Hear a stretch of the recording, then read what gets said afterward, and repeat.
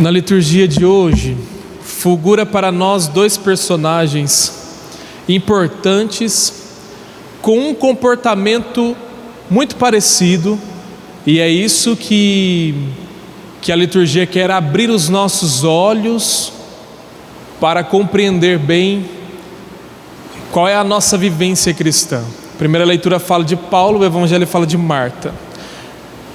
Paulo está inquieto porque existe um grupo de cristãos que estão aí, surgiram com essa novidade do Evangelho, estão pregando para outras pessoas. E ele, que é judeu, começa a perseguir os cristãos. Ele tem um tipo de inquietação. Começa a perseguir porque acha que aquele povo está errado, não deve fazer daquele jeito. E a perseguição, o tipo de perseguição que ele faz é muito pontual. Ele mesmo diz, hoje na carta aos Gálatas, e também está lá descrito no Atos dos Apóstolos, ele perseguia para matar mesmo, ele matava cristãos. Então aquela inquietação provocava ódio em Paulo. Marta, da mesma maneira, está inquieta porque o Senhor vem na casa dela, e ela se inquieta porque Maria fica lá dando ouvido à conversa de Jesus, mas não ajuda ela a deixar a casa em ordem, com tanta coisa que ela tem que fazer. E novamente essa inquietação traz ódio a Marta. Ela não, ao contrário de Paulo, não passa ninguém a espada tão diretamente, mas ela joga indiretas. E ela acha que a culpa é do Senhor, e é o Senhor que tem que dizer a Maria para ir ajudar ela.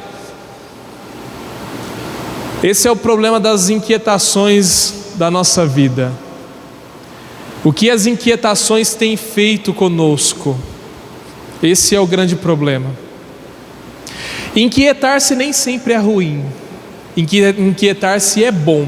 Paulo diz que depois que ele encontrou Jesus, outra coisa que inquietava ele, e ele não teve dúvida, inquietou tanto que botou o pé na estrada e já partiu logo para o Egito. E depois, claro, aqui com pouca riqueza de detalhes, mas ele depois em suas cartas escreve tantos lugares que Paulo passou pregando e anunciando o Evangelho.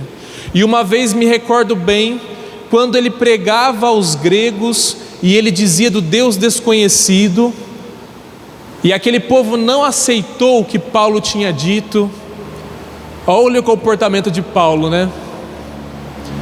Ele ficou só se perguntando, mas por que esse povo não adora o Deus verdadeiro? Mas continuou o seu caminho e pregando o Evangelho, não desistiu. Dessa vez já não matou mais ninguém, porque não tinha escutado a verdade. Maria, de certa forma, também cai a ficha em si. Jesus não está dizendo que ela não pode limpar a casa, mas Jesus está dizendo que as inquietações que ela carrega fez ela não perceber que Jesus estava dentro da casa dela. Às vezes as nossas inquietações são tão fortes que até dentro da igreja a gente não percebe que está na presença de Jesus. E o que nós deveríamos fazer de verdade naquele momento, não fazemos. Padre Zezinho tem uma linda canção, e também fala muito de uma tal de paz inquieta. Como é que eu posso ter paz inquieta? As pessoas acham que ter paz não é não ter inquietação, Essas semanas eu atendi uma mãe que me veio preocupada e disse para mim assim: padre, eu já fiz de tudo, levei o meu filho para ficar uma semana lá no Tibete, meditando com os monges. Você sabe o que é o Tibete? O Tibete fica na Ásia, e lá aqueles monges que nós conhecemos, Dalai Lama, enfim, são daquele lugar, e aí ficam lá na posição de lótus, meditando para alcançar uma paz interior. E eu disse: filho, e ele conseguiu a paz interior? Não sei o que acontece, deve ser um encosto, padre, porque nem assim ele conseguiu paz. E esse movimento dessa mãe é um movimento de muitas pessoas que atravessam o oceano ao encontro da paz, e às vezes não percebe que a paz está nas suas atitudes. O que te inquieta é você que colhe isso na vida, é você que traz para você, é você que não consegue perceber o agora. O que é a ansiedade que o povo vive, que todo mundo vive? que a gente brinca, numa reunião de psicólogos, eu tinha brincado com eles esses dias, dizendo assim: olha, a gente precisa colocar Rivotril na caixa d'água das cidades agora, porque todo mundo tem a mesma queixa do problema da ansiedade. O que é, se não é ansiedade, se é deixar de viver o presente para começar a viver um futuro que ainda nem chegou? E o pior, que depois a pessoa se dá conta que ele não chega, porque não acontece daquele jeito que ela queria. Quando nós deixamos, e nós precisamos aprender, eu já falei isso aqui na missa, nós precisamos aprender que as coisas externas a nós precisamos formular como elas irão cair no nosso coração. Quando algo me chega, e geralmente as coisas me chegam pelos olhos e me chegam pelos ouvidos. Paulo nem conhecia aqueles cristãos, mas conhecia a fala dos judeus e dos seus chefes, que dizia: são um povo ruim. E ele deixou aquilo cair no coração e agiu dessa maneira contra os cristãos. E só depois que ele tem um encontro com Jesus Cristo, ele percebe assim: não, meu Deus, o que eu fui fazer? Não é isso. Não é isso. Quando as coisas nos vêm pelos olhos e pelos ouvidos, eu preciso formular como eu deixo isso entrar no meu coração. Eu preciso perceber se aquela fala me atinge de certa forma, que é minha culpa ou não, e por que é a minha culpa, e como eu deixo essa culpa cair no meu coração. Quando eu vejo algo que me incomoda, eu preciso saber se aquilo compete a mim ou não compete a mim, e como eu vou fazer aquilo na minha vida. Eu não posso simplesmente ir colhendo as coisas de qualquer maneira e deixando cair no meu coração de qualquer maneira, me causando tanta agitação interior, que me torna agitado também exteriormente. E a minha agitação, quando eu tenho uma inquietação interior, a minha agitação faz com que as pessoas que estão ao meu redor também sejam prejudicadas por isso. A inquietação ruim de Paulo fez com que os cristãos sofressem. A inquietação ruim de Marta, fez com que Maria e Jesus fossem vítimas da sua inquietação.